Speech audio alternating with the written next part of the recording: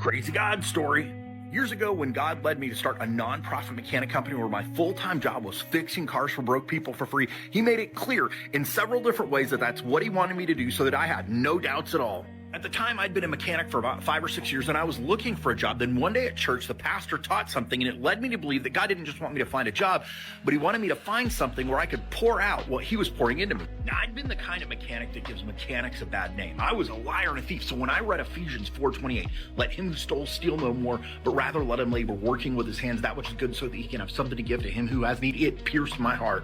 That's when I got the idea of starting a nonprofit mechanic company. It became an idea I could not shake. So one night I took a step of faith and told my wife, I think God wants me to start this business. She said, hold on a minute. She went to the bedroom, came back with her Bible, and she said, I want to show you what God has been telling me. And she opened her Bible and read Ephesians 4:28. She was convinced I was right, and that's what God wanted me to do. And then she gave me her blessing to do it. After that, a pastor called me up and said, hey, I know you're a mechanic. We've got this guy in our church, Eric. His car's broke down. Can you go and look at it? Eric's car was a mid-90s Chevy with a blown engine. Before it had died, the transmission was slipping and the power steering pump and alternator were also going out, and none of us had money to buy any of those parts. Then 3 days later, my brother that I hadn't talked to in a year called me up and said, hey, somebody abandoned a mid-90s Chevy in my driveway. If you can use it for parts, you can have it. For me, that was confirmation from God. If you want to know more about my story or how to see God at work in your life in new ways, download a free PDF copy of my book at crazygodstory.com.